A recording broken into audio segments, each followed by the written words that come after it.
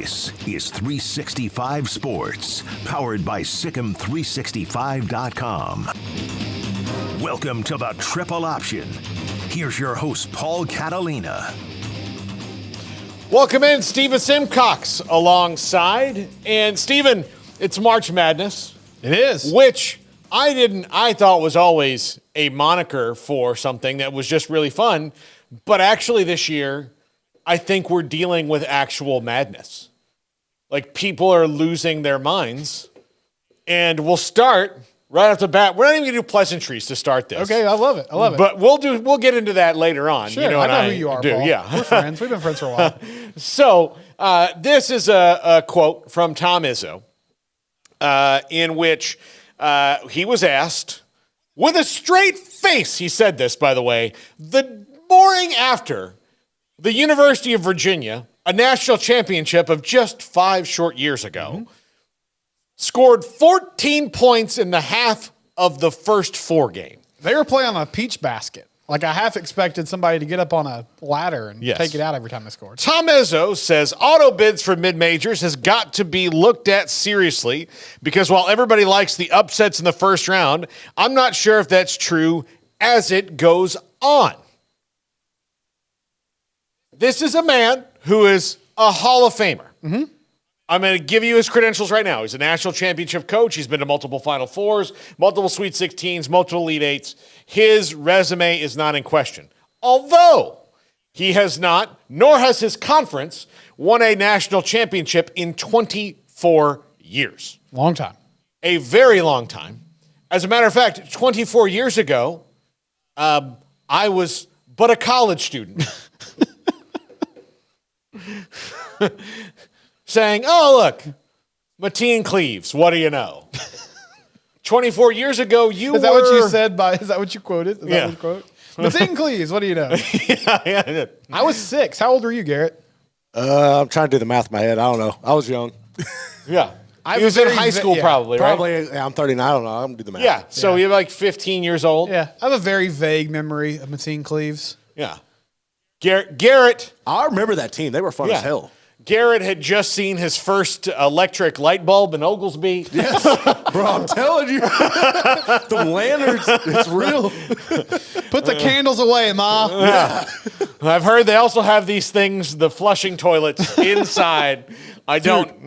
That is so funny because literally I never had a shower growing up. That is like really the epitome of Oglesby. Like there was no showers. So you had to take a bath. Bathtub. It was ridiculous. You're a big man too. I mean, like you're very tall, yes, and so I doubt that you hit your growth spurt at 28. So you're like a tall kid that had rough. to like get into a normal human-sized bathtub. Rough situation in poverty. Damn.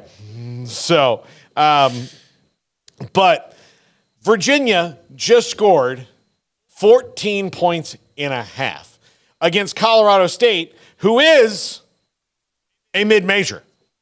By definition, yes. Yes, they are a mid-major. So what is he talking about, Stephen? I don't know. Why was the question even asked? I don't understand. Was this just like call and response? Well, the question's been asked because Kim Jong-Sankey has now thrown down the gauntlet of, well, we need more power conference teams in this. Okay. And that, they want to expand the tournament. And you would think expanding the tournament, okay, well, that means that Seton Hall and Indiana State and St. John's don't get muscled out of this thing for the Virginias of the world. No. It's specifically to protect the Virginias of the world. That's what they want to do. So it's been on the minds of people as tournament expansion, a completely unnecessary thing, has now come into the minds of the greedy college football or college sports overlords that want to expand this thing and make more money off of it. And they believe the only way to make more money off it is to make sure that the power conferences make more money on it, when in fact, 2 of them have not won national championships in a very long time, and a mid-major, by definition, in Villanova, has won 2. Yeah. Gonzaga's played in several. Yep.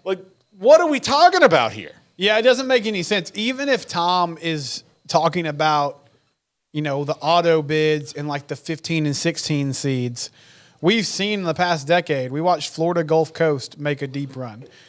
We saw Farley Dickinson beat Purdue last year. Yeah. We watched UMCB get a victory over, I guess that was Virginia, the year before they won the national title. Yeah. And we live in a world now with the transfer portal too. Like, you'll see it with McNeese State this week. Will Wade just went and got a bunch of dudes. Like, he went down there. He said, hey, you know what I am. You know what this is. Oh, yeah. This is legal now, so, like, come play for me. And he's got a bunch of former power conference players that are playing ball for him. So I think the scales have evened even more to a certain extent. And also, like, as good as Tom Izzo has been, Michigan State was pretty mediocre this year. I mean, you could argue they probably didn't even deserve to be in the tournament. So I don't get this. I don't understand it. And it's not even really that I don't understand it. It just doesn't make sense. I mean, he's just wrong about it. Yeah. I don't get it. Like, here's the other thing. We complained for years about fixing the college football playoff. Mm-hmm. And then they finally started to do it, but then they can't help themselves to start messing with other things.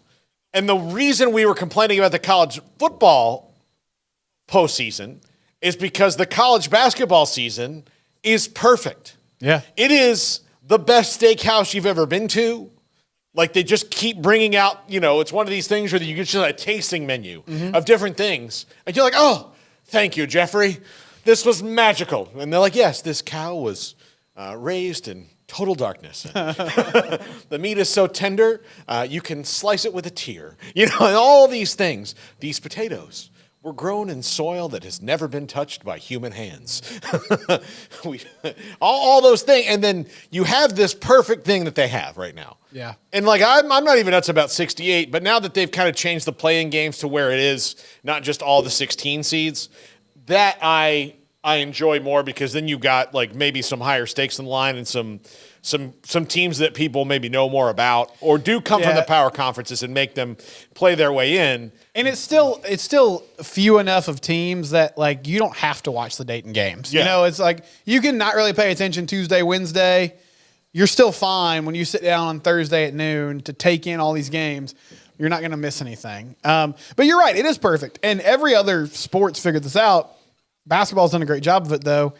And, I mean, it's kind of like it reminds me of the NFL. And I know we all love the NFL. And so far we've kind of shown that America doesn't have you can't fill us up on football games. We're just like, give us Thursday night. Yeah. Put one on Tuesday, whatever. Yeah. Hey, look, there's a hurricane somewhere, and they're going to play on Tuesday in a neutral site. Yeah. It's the best rated show on that network that they had to move it from. At 3 p.m., they're just like, let's watch this game. But they've just constantly kind of added, and to this point, nobody's said, no, that's enough. But I think 94 teams, 96 teams, it's just way too much. And, I love vegging out and watching college basketball, but I watched a little bit of Iowa, Kansas State on ESPN Plus last night. All due respect to those teams, I wasn't like, man, we got to get these guys in the tournament. Yeah, like we got to have these teams in there. It's just here's the thing: the NIT is good because you get to see teams that could be good in a year, like really good. I've seen it many, many times. You see a team do well in the NIT, and then all of a sudden, look, they make a Sweet 16 run the next year. They're building something. Like, those things are good. Basketball works. Just ask the networks for more money.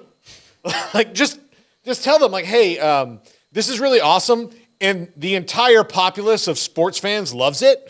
Like, I've never heard one person be like, even if you don't like, this is the entree into college basketball. People will not watch one ball bounce until Thursday at 11 o'clock, and then they'll watch 100 games because now they're kind of in it because this is the time you watch.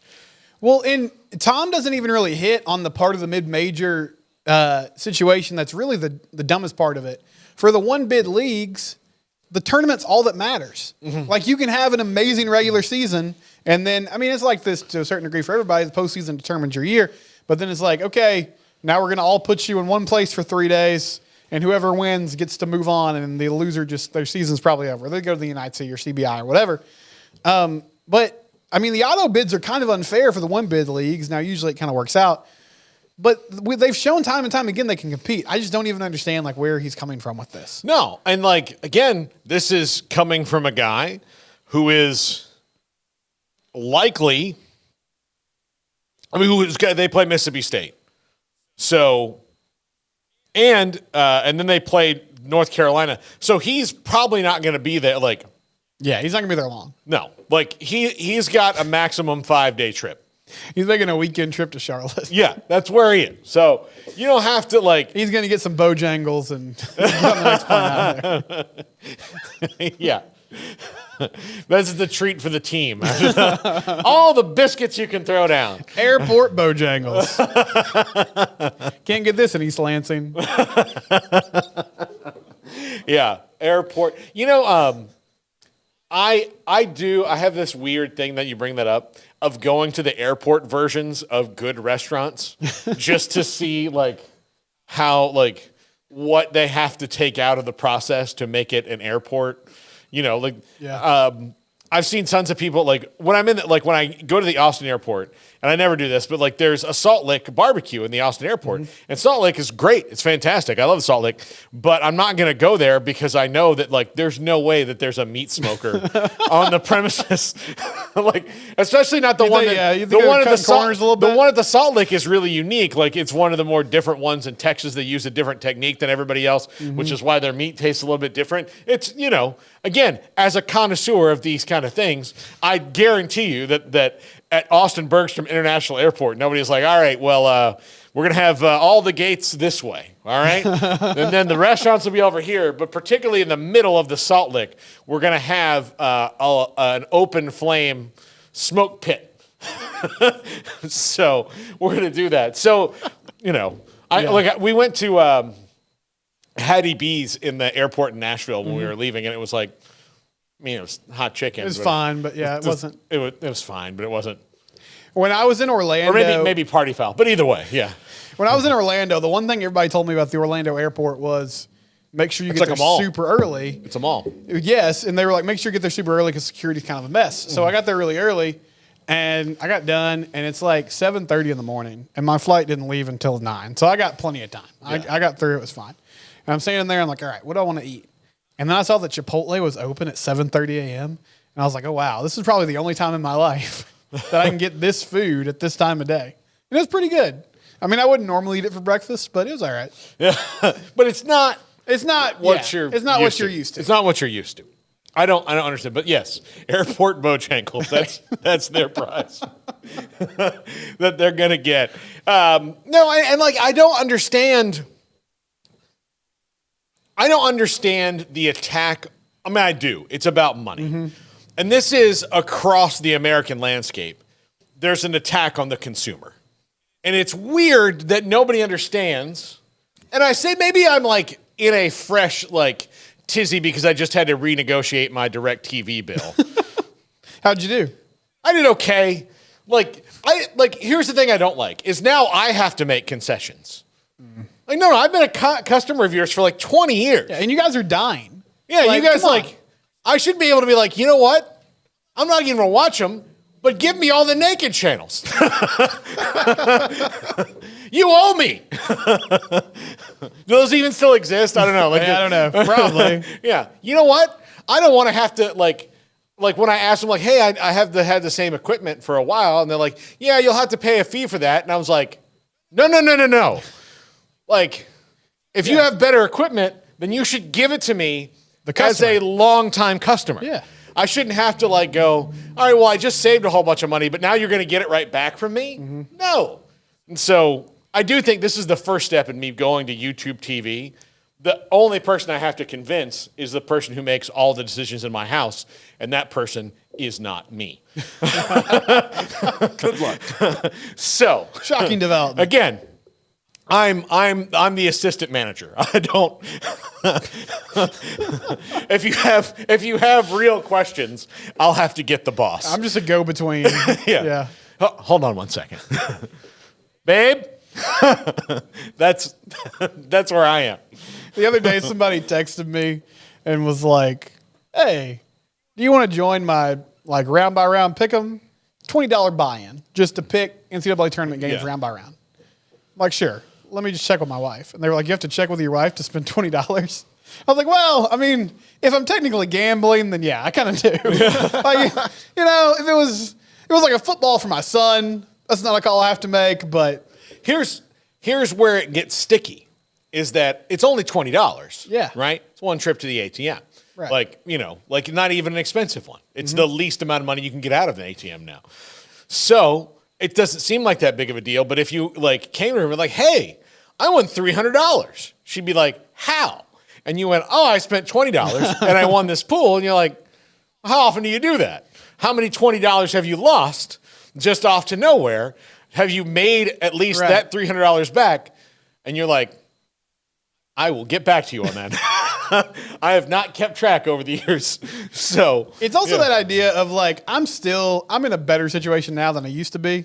Because you used to work with me. Yeah. But I'm still really scared of auto draft billing. I'm just always kind of like, all right, do I actually have enough money for when this bill comes out? So it's the tricky time of all right, $20 is probably not going to sink me, but I might want to just make somebody aware. Oh, yeah. I also have accounts I switch between because of where I deposit things. Yeah. So or I'll forget to change it because I want to do this one with this account. Yeah, I'm the same way as you. I have the same fears in my life, from years of working for A certain company. yeah, for tokens at Chuck E. Cheese. There you go. Look, you can win free pizza with this, so it's just as good as money. How did you get these? Oh, I stole. I've got so many temporary tattoos, but those don't pay the bills. No. But there's an attack on the American consumer in that companies, because they're all concerned about the top, right? Mm-hmm. The CEOs and the board, the people who make the most money. And they're still going to make a lot of money. If you take care of your customers and employees, that money's going to flow back up the top. It will, because everybody, a rising tide lifts all boats. Mm-hmm. And it's one of the things that's weird to me about, and I don't mean to get too political here, but every time they talk about tax cut this, tax cut that, this and that and the other thing, and we're going to tax the rich and we're going to do this, hey, why don't you try to make the people the corporations pay their people more, because then when you just tax them at the normal rate, you're going to get more money because they have more. And they're not going to be worried about it because they have more. So you don't have to be hey, I'm going to cut your taxes. You're oh, well, that's a smart thing to do. Hey, how about you raise my salary? There you go. Maybe, just maybe do that. It's the same thing with this. We have a thing that we like. Mm-hmm. Just give us this. Don't give us any more. Nobody's asking for you to change this. No, nobody's asking you to change this. It is, and the best example corporately, and then of course they're involved in this because of college sports, is Disney. So Disney will see a thing like Marvel, and they had an unbelievable hitting streak with Marvel. It was Joe DiMaggio, just hitting. Mm-hmm. And I think what happened is they had James Gunn do 3 Guardians of the Galaxy movies. And all 3 of those are amazing. They're really great movies. Yeah. Well, they're not great movies because people knew the Guardians of the Galaxy characters widespread before James Gunn took it and put his own unique spin on it and made it really good movies, because he's a brilliant writer. If you look at the stuff he's done that's not superhero movies, he's just good. He's good at everything. He wrote a Scooby-Doo movie that really, you go walk and watch it, it's pretty damn good. It's Scooby-Doo. It wasn't Kierkegaard, it was, but he's doing this, and then okay, now we're going to do this with all these other remotely popular things, and people will love it. And they're you just give me another Spider-Man movie? That's kind of what I like. Yeah. And then they manage to screw those kind of things up too, because they just give it too much. Or, oh, these characters are ancillary to Spider-Man, you'll like it. And you're no, I kind of just like him. I mean, if they were in there with him, but if I'm watching this whole movie that kind of ignores the fact that he exists, I'm kind of I kind of want to Yeah, kind of just the most popular one. I feel like he would solve some of these problems. I don't know that you're having. I'm not sure. So that's kind of what they do. And the bigger things get, the bigger corporations get, the bigger these companies get, the bigger these conferences get, especially the SEC and Big Ten, the less they're going to care about what we want, because all they care about is what they want and what helps them, and not what's for the good of everything. And it's really, really messed up. It's just, why are we messing with the thing that we all love? I don't know. It's a great TV product, and it gives great access to everyone. We've seen, despite what Tom Izzo said, we've seen, mid-majors become sort of like blue bloods to a certain extent because of what they've done consistently. We've seen smaller mid-majors make a run if they get the right draw and have the right guys on the roster. It gives everybody a chance. Like, yeah, for the most, it's chalk for the most part, by and large. But you still have upsets, and it's not just a one round thing like he's saying it is. So I don't understand. Like, teams have, I mean, for goodness sakes, like if you go 500 in the Big 12, and I know it's a tough league, but if you go 9-9 in the Big 12, you're going to make the tournament. Yeah. Like, it's not a high bar right now. Yeah. So you don't need to extend it anymore. Yeah. Well, and like the reason, and we haven't heard much, like Oklahoma didn't go to the NIT, and that's fine. It's fine. I think they're hurting themselves. But again, the way the transfer portal works, this may not be the team next year anyway. Look, just talking about Kansas and Kevin McCullough with my wife last night. You know, how many of these guys are going to be back on this Kansas team this next year? So, like, doing these things, like, it's all so different right now because of the portal. But Oklahoma didn't complain that much because, like, look, you were 4-12 against Quad 1. Yeah. The 64 teams you're going to play or could play are all pretty much Quad 1. You know, like, that's what quad we're talking about. I mean, like, so you didn't earn your way in. My thing is like, and Izzo's not a good example because he didn't start at a smaller school, but you mentioned Oklahoma there, Porter Moser. Porter Moser would not have that job at Oklahoma if he did not have success at, was it Loyola Marymount or Loyola Chicago? Loyola Chicago. Like, there's so many coaches that you could look at over the course of history who have gotten better jobs at these quote unquote power programs because of the success they've been able to have in the tournament on that's just the scale, national scale. And I don't know why you would support that. Like, there's so many people who have taken advantage of this.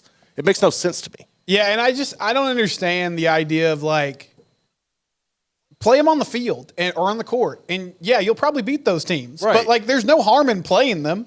I mean, it's just this idea of, like, we got to limit access to these schools. Well, why? You just play the game, and you probably win big, and that's fine. And then you move on to the next round. But there's no reason just because somebody gets blown out, like – we see blowouts all the time in college basketball, you know? Like, UConn got blitzed by Creighton on the road. Nobody was like, oh, man, UConn, should they play Creighton again? Like, it doesn't make any sense. But also that, like, you have the whole damn Sister Jean thing. Like, that, she wouldn't be a thing. Like, that's a whole, like, you're going to You always have great stories like that. Yeah. So why are we taking that away? Like, why is it even on the table? It should not be. It should not be on the table at all. And so, because they can't help, like, themselves with the playoff, they have to make sure, you know, and again, just be good. Right. Just be good. Yeah, like, I mean, there's all kinds. Like, Shaka Smart parlayed his thing into the Texas job, which didn't really work, but, I mean, he still got there. You know, the Drew family, like, people know about the Drews before Scott became an amazing coach who won a national title. They knew about the Drew family because Bryce hit that shot against, was it Ole Miss when he was at Valpo? And everybody remembers that. Like, it was one win, but everybody still remembers that team. Everybody remembers that Butler team. That gave us Brad Stevens, who's now, like, one of the top execs in the NBA.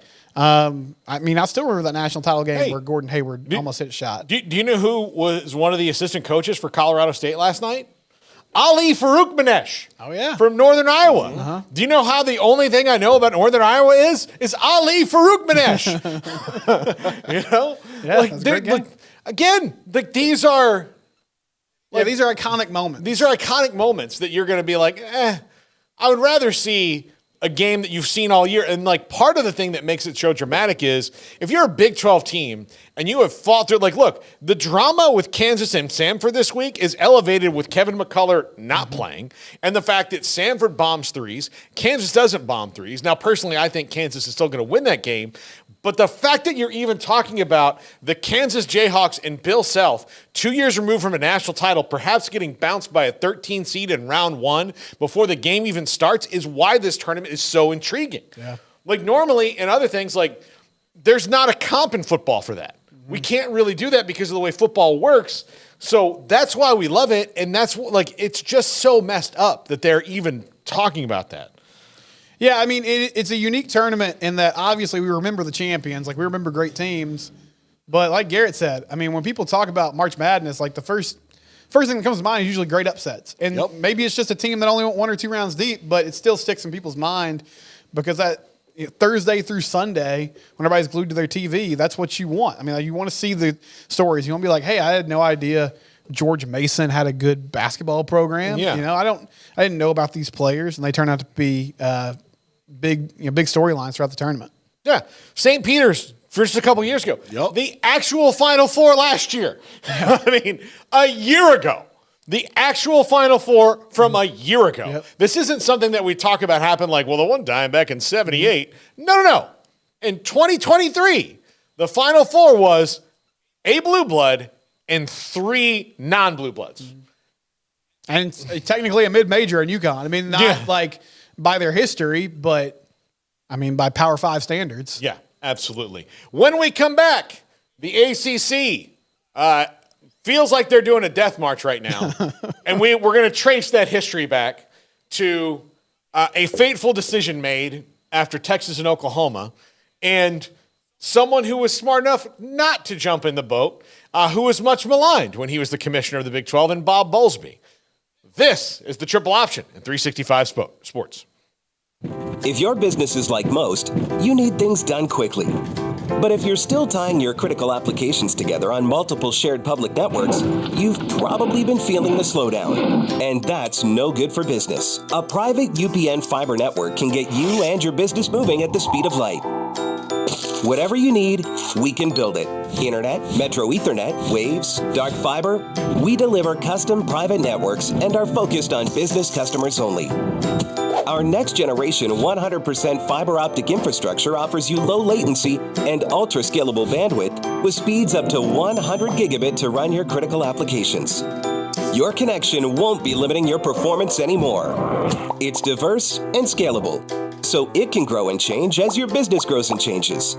And with a secure carrier-grade private network, you'll have all the reliability you need. Contact UPN today to learn more. Fast just got faster. This is 365 Sports, powered by Sikkim365.com. Welcome to the Triple Option. Here's your host, Paul Catalina. Well, no real new news when it comes to Clemson and their lawsuit against the ACC, other than you start to spend some time looking at how the ACC got to this point, and it's really not like hard to figure out how they did. They reacted to the first wave of realignment a decade ago by going, "Hey, we need to have a 100-year grant of rights so that way this doesn't happen to us, and we're going to secure it." All the while, and that was John Swofford, the commissioner. All the while, no one's like, "Well, what happens to these other conferences?" And in the midst of this, the SEC has begun their run of being the best conference in football, where every year they're winning a national title or playing for one. And, Mike Slive / Greg Sankey is building up this brand, like this whole thing of it's just different. It's just different. When really it's just kind of the same. You're just in a really good spot right now.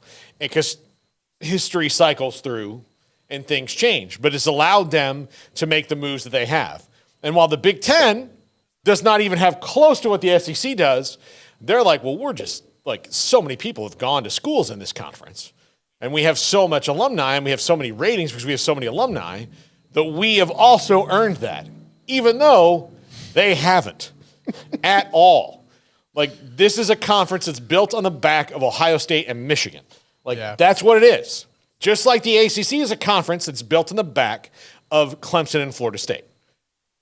And the SEC had the benefit of the fact that, even though you take Alabama out of this thing, you take Nick Saban out of it, then you probably have some more diversity in the wins. But that being said, Alabama and Nick Saban did what they did, and they're kind of built on the back, not to take away from anybody else who won, of Nick Saban, because his completely slanting the championships in their favor to where it's not even close, tips the scales in a way that you can't even say anything really about it. Right. But for the most part, the conference year in, year out is only slightly deeper than everybody else, in my opinion. But now they're about to get deeper because of Oklahoma and Texas.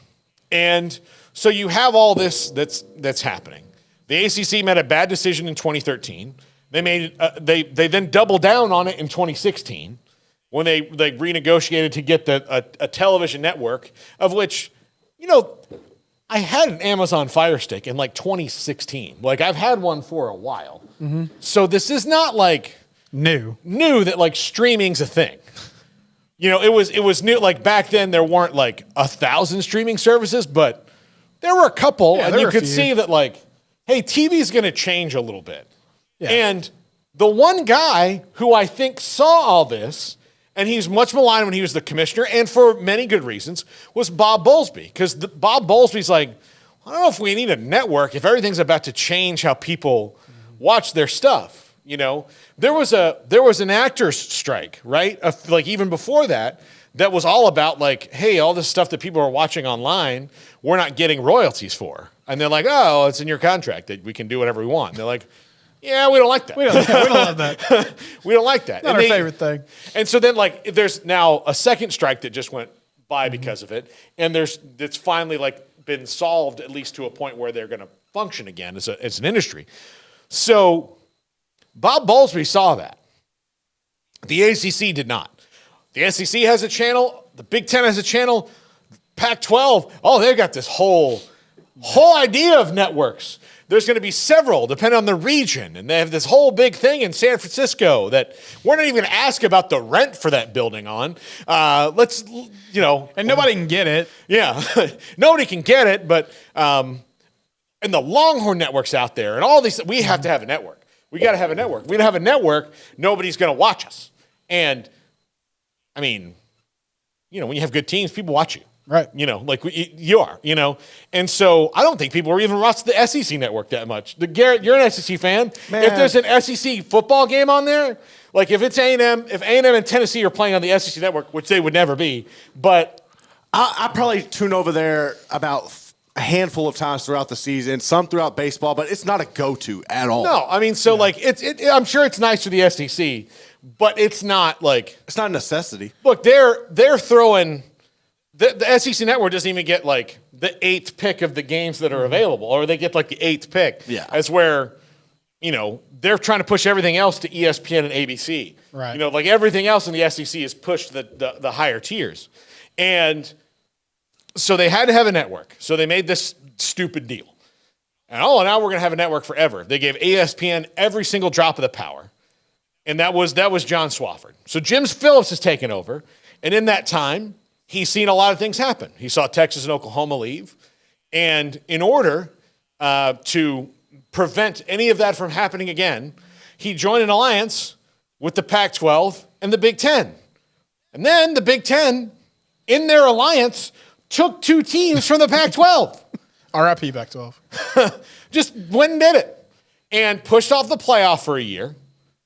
And effectively eliminated the team they could have had to the playoff this year because, he thought everything was the same.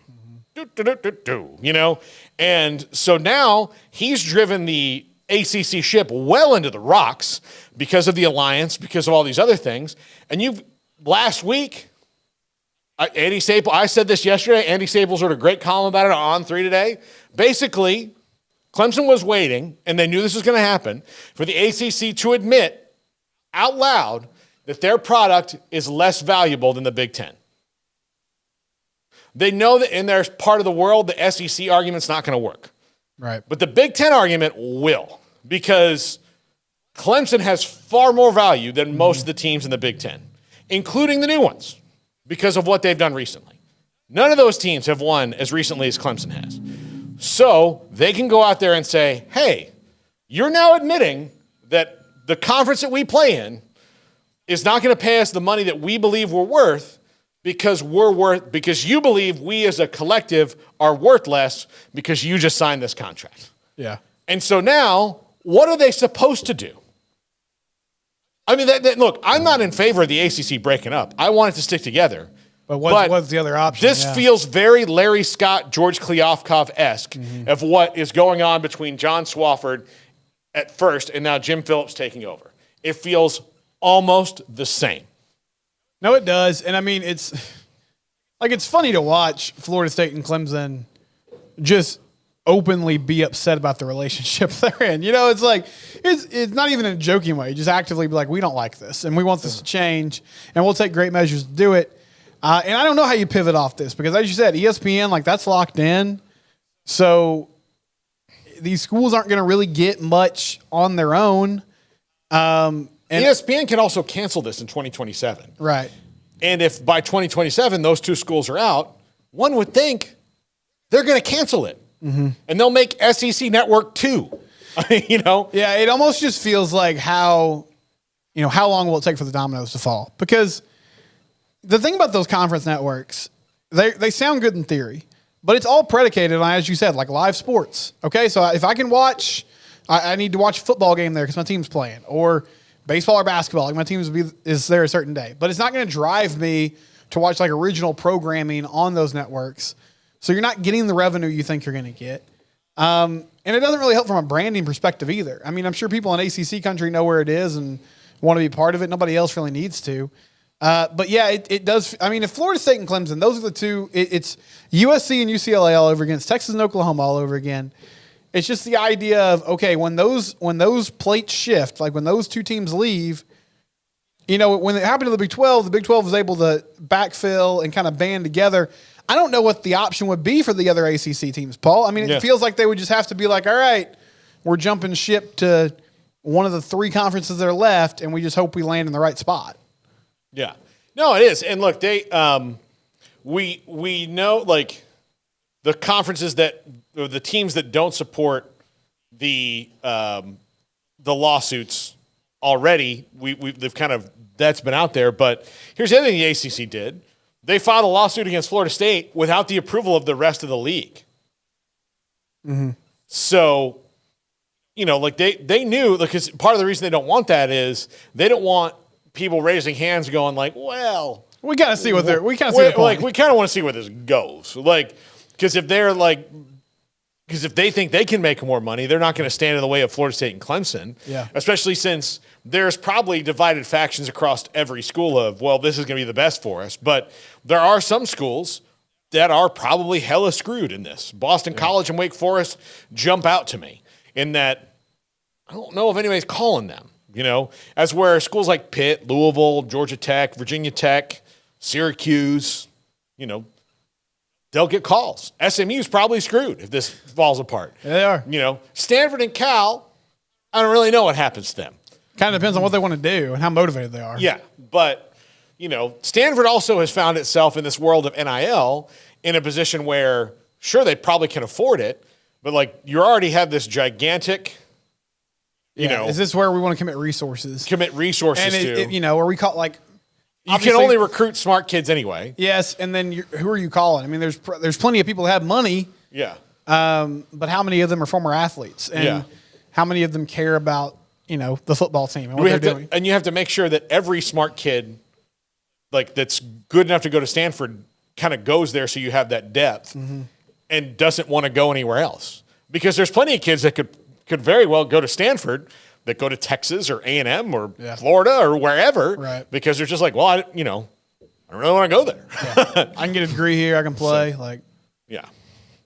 No, at Stanford, the Stanford angle is interesting. But it is fascinating too, Paul, how much the timing just changes everything. Because the ACC thinks like, all right, we just need stability, right? We need to get this done. We want a long-term deal. We want to know where we stand. Which is kind of similar to what Brett Yormark did. Not the same thing as their grant of rights was much shorter. But when the Pac-12 was like, nah, we're good. We'll just kind of float out here and see what happens. See how the dominoes fall in the next 12 months. He was like, no, we need to get something locked in. We need to know where we are. And then that imploded them. And now the ACC getting too earnest and going to the table too quickly is going to possibly implode the conference. But, I mean, it didn't make sense to have that long of a leash when everything was changing so rapidly. It was changing then. Like, what did they think they were going to stop? Like, because the thing that I think is the lack of foresight is all this stuff went on around you anyway, right? Mm-hmm. And it's look, they had poached teams themselves. Right. I mean, Miami, Louisville, Syracuse, Boston College, none of those teams are original ACC teams. and they all weren't major independents like Florida State was before they joined. So, I mean, they've done this. Like, again, you've been in the business of ending a conference. They essentially ended the Big East as we knew it because they took the teams out of it. So because they benefited from it, I'm surprised that they also didn't see that all this stuff can go on around you, and you might have some teams upset in the middle of your conference, especially when you see Texas and Oklahoma leave. If you're Florida State, and not that Texas and Oklahoma aren't big brands and blue bloods who've earned it, but recently you've won way more than both of those schools, and especially Clemson has in particular. And so you're like, wait a minute. Why are they getting this? Well, they get to go. All right, well, let's see that, like USC and UCLA. Well, USC is a blue blood. UCLA is in basketball, but they sure as hell aren't in football. Yeah. So, like, just because they, 100 years ago, people were like, we will found this here in this very ritzy neighborhood. And we will play our football games a short drive away to Pasadena. In which no way there will be hours of traffic to get there. There's no John Wooden anymore either. Yeah, so like all that. So it is. It's like we've got like it. So the ACC, just a terrible lack of foresight.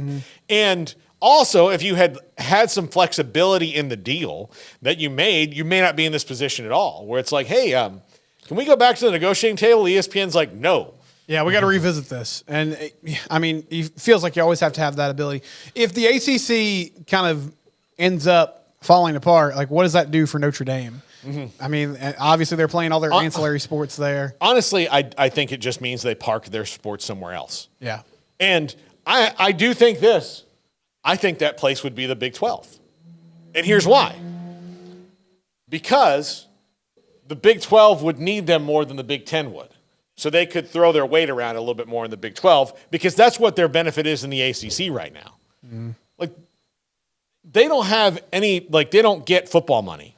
Right. They don't get anything else. But they pushed for the additions of Stanford and Cal and SMU.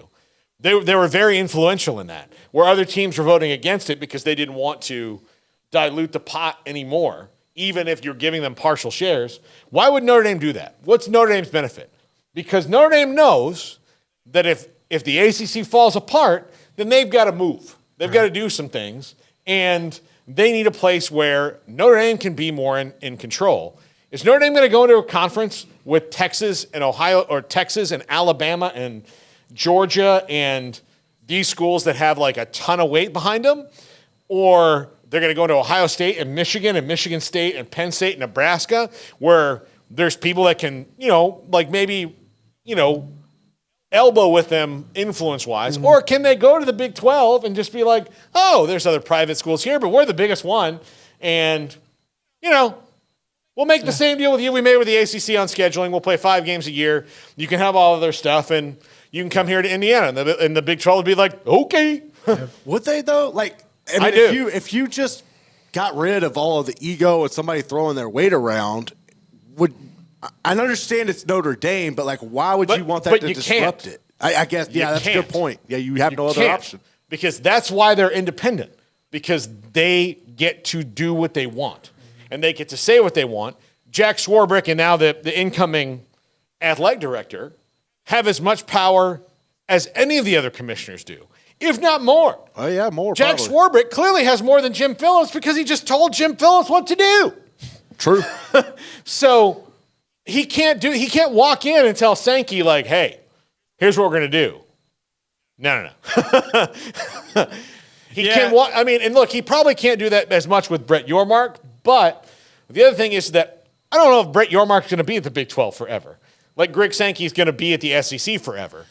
I think that there's a chance, and I'm not saying this would happen, but I do think that the Big 12, for their other sports, would be the landing spot because they could just be like, hey, Big 12, do this. And everybody's going to go, okay, like the ACC did, except for Clemson and Florida State that were like, I guess in North Carolina and NC State for a minute were like, I don't know about this. I don't know. And then they eventually capitulated and they're like, all right, well, because Florida State's like, well, do whatever you guys want to do, because then that's what we're going to do. Yeah.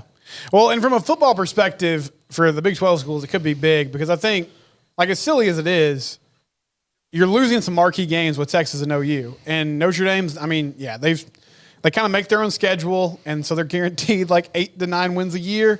But that game still has cachet. Like, Oklahoma State versus Notre Dame, that's a huge recruiting weekend, and thinking them to come down to Stillwater or something like that. So if you add the idea of every other year, every 2 years, you get to play, either you get to host Notre Dame or you get to go to South Bend, that's a big draw for the Big 12. And, I mean, Notre Dame will get the advantage of keeping that respectability in football and then getting the best basketball conference in America. Yeah. Look, and here's the thing for them. Like, they can go play a Big Ten school whenever they want. Like, they can call up anybody and do a home and home with any of those Big Ten schools. Pretty much the same with the SEC, although Notre Dame and the SEC don't really cross paths until the postseason more often than not.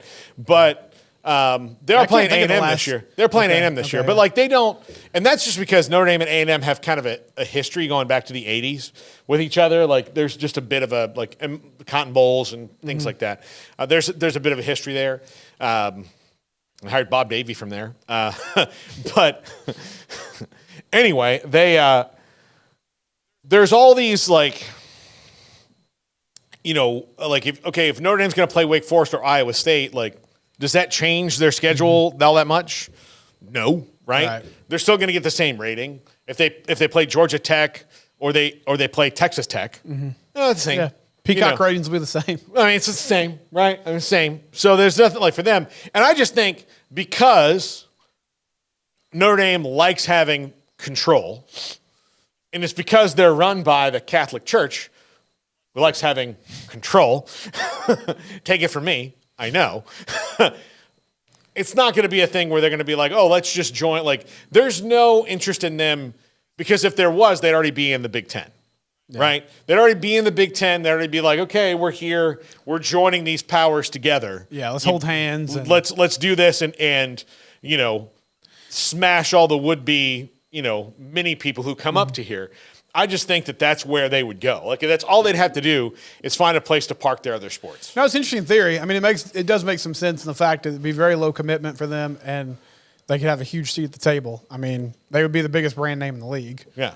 So I mean, it would change their travel a little bit, but that's changing for everybody anyway. So again, yes, it's probably a lot closer to go to a lot of the places they're going the ACC right now than it is to go to Utah. Right. But everybody's sending their baseball team across the country now, so it's just it's just how it's going to be. And I do think that this is the next wave of all of this will be football as its own thing, and basketball, football, basketball are their own kind of things. Right. And then the non-revenue sports go back to regional conferences. Where you get A&M, Baylor, and Texas Tech in a conference because they're we don't want to fly all these places. Let's get a bus and take care of it. Yeah, absolutely. Because you can play 7 softball games in a week, right? Sure. And you can really wear down if you've got a ping pong all over the country. And so I think so. And then there's always somebody that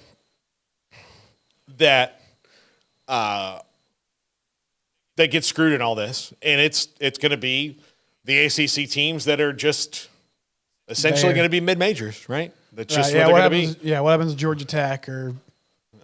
I mean, there's some good solid teams in that conference, but you do wonder, even an NC State, which has some great history, but Duke, North Carolina are going to get priority there in that region. Here's the thing: if you're the Big 12 and you've got a basketball superfan running your conference who keeps at every turn saying he wants to add more basketball schools.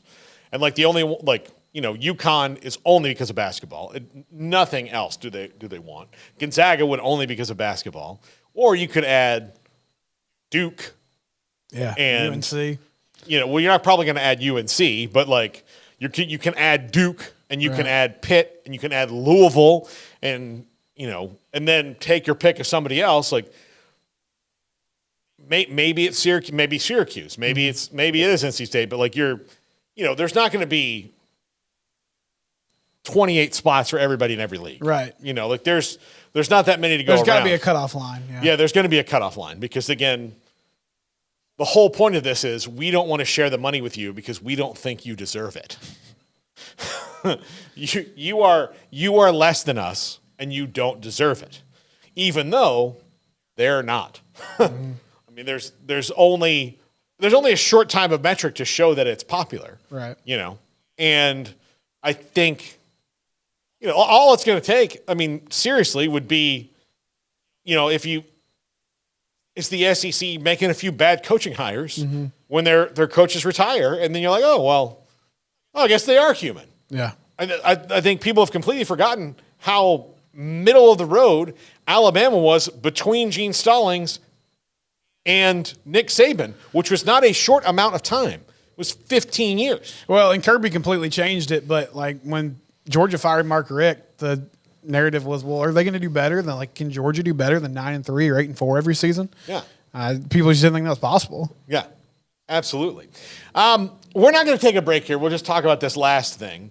So Washington's AD, Troy Dannon, who just took that job after leaving Tulane, is now already moving. He's a Midwesterner. He was at Northern Iowa prior to being at Tulane. The Nebraska job has come open, and now ADs are leaving before 6 months on the job. If that is not an indication that college sports is not a business that you should get in if you enjoy stability, when the ADs are leaving less than a half a year into the job and going to other places. Now, especially since, Nebraska to Washington, Nebraska is a lateral move. I mean, it's there's not many more, to me, Ross Bjork going from A&M to Ohio State is a step up, but there's not many steps up from that. So, there's not a whole lot of step ups from Washington or Nebraska, but there's a couple. Ohio State, Michigan, right. Bama, Georgia, places like that are just enormous. But other than that, I don't think there's a whole lot of huge jumps in that. If you're the AD at Mississippi State and then you went to go be the AD at Mizzou, same thing. All right. Now, if you're the AD at Mississippi State and you go to Florida like Scott Strickland did, that's a step up. They've won a whole lot more in a lot of sports than you have. So that's a step up. But even still, it's kind of a weird thing, but it just shows you the ridiculous landscape. And here's the other thing, that Texas A&M can be a step up from Nebraska shows you where Nebraska has kind of fallen in things over the last few years.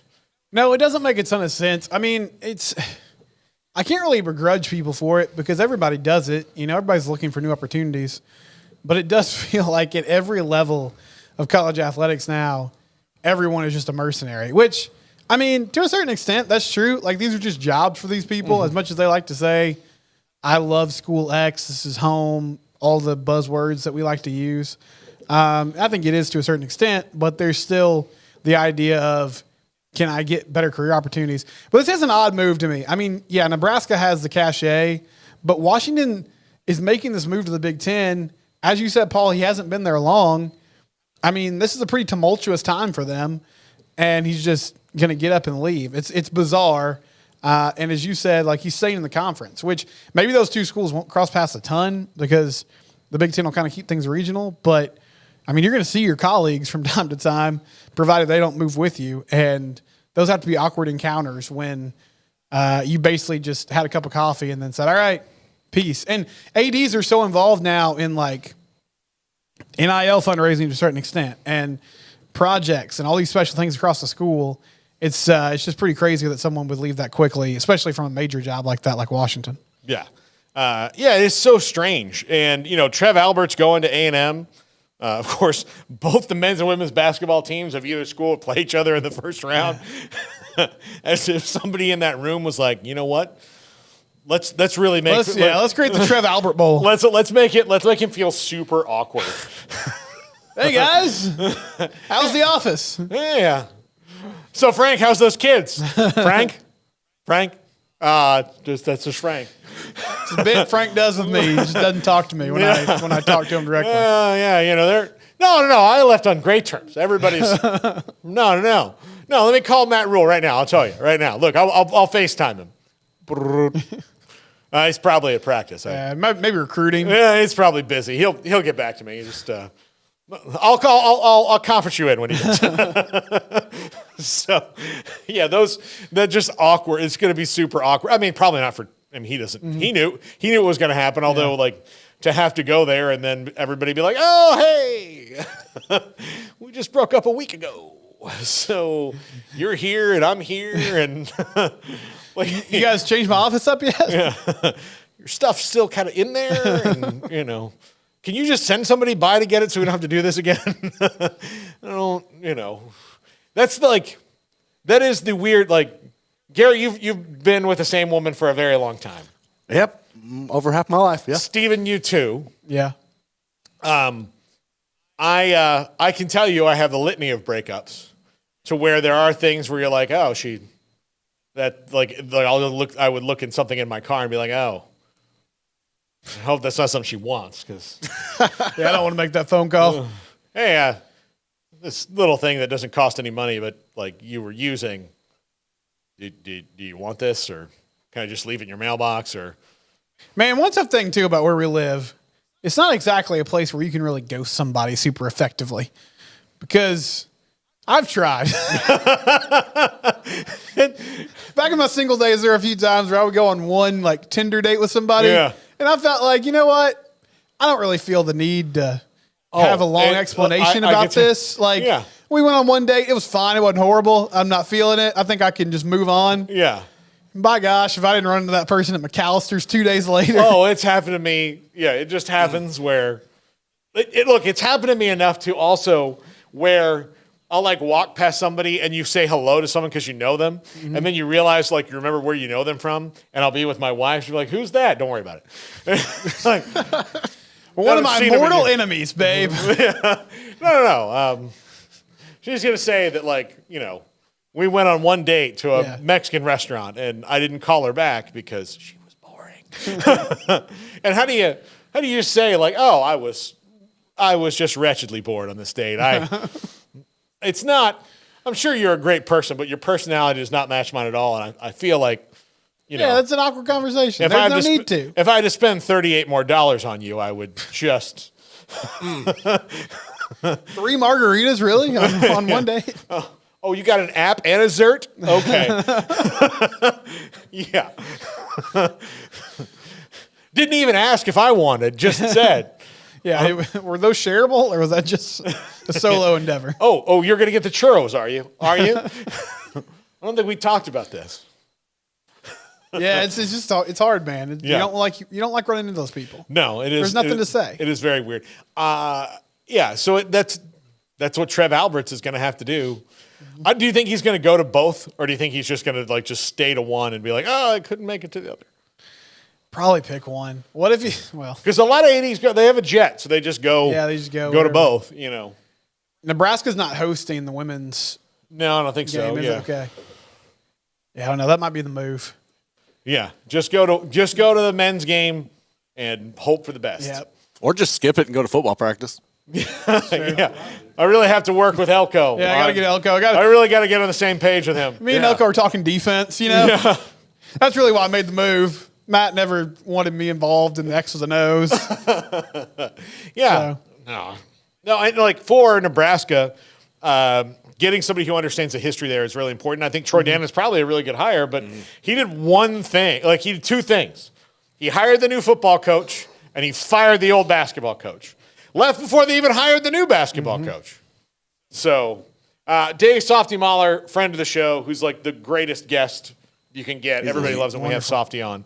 But Softy said they need to go hire Pat Chun from Washington State, which I would think he's very gettable right now. Yeah, that's given their situation. I would say hey, would you like to move to the big city and not have to swim upstream anymore? Man. And he'll be like, well, let me take it to the powers that be. 1 Mississippi, 2 Mississippi, 3 Mississippi. Yeah. I just told him. Talk about getting a life raft and leaving a situation that's tumultuous. That'd be great for him. Yeah, my resignation would be listen, guys, I love you, and I fought really hard, but I'm leaving, right now. Best of luck. I know it's going to be tough. Anybody wants my desk, go ahead and take it. Yeah, you can have everything that's in it, even the pictures of me and my kids. I'm just out. You need to decorate an Airbnb creepily. You can just use that. Yep. Steven, always great to see you, my friend. Thanks, Paul. Yes. And see, we got the pleasantries in there eventually. We did, sure. Those small talk thing, you know. People know who we are. Yeah, people are going to, like, this is going to be forever remembered as the Airport Bojangles show. When they look back on this in the history of the triple option, they're going to say it really took a turn at the air. Like, you remember the Airport Bojangles? The Airport Bojangles, like, man, they wore Tom Izzo out that day. yeah, rightly so. Yeah. Tom Izzo, and let's just recap that. The morning after the first news conference he goes to, after a team from a Power 4 conference who was a national champion just 5 years ago. Scored 14 points and a half in a play-in game. He says, we need these mid-majors automatic qualifiers out of this thing. No, they don't really, you know. Maybe Tom's just a real elitist and he thinks the ACC is a mid-major. A team that's won a national championship far more recently than he has. I mean, he was in a Final Four a couple years ago, and he's probably going to go back to a couple more before he retires.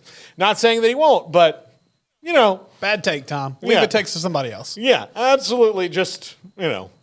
Like, basically you're saying, like, listen, I would much rather lose to Virginia than I would to Colorado State. Mm-hmm. Like, that I feel, I respect them. I have no respect for this other team that would clearly beat me. But I don't respect them at all. I think they're beneath me. I need somebody to play me who I believe is worthy to beat me. But that I feel confident I can beat. Yeah. But also, and that way I think the biggest thing is when you go back and you lose to a mid-major, you don't have to deal with, like, Bucknell, really? Yeah. And you're like, wow, man, what's tough? Like, yeah, they got a lot of seniors. You go through all the excuses. Like, I'm sure, like, when Ali Fruitmanesh won that game, there's plenty of people that were like, who is Northern Iowa? What are they north of? Why is there another Iowa? There's 2 schools there. Isn't that enough? Why are you losing to them? So it's probably that, not listening to that little part right there. Yeah, that is a good point. Don't want to give those excuses anymore. Yeah.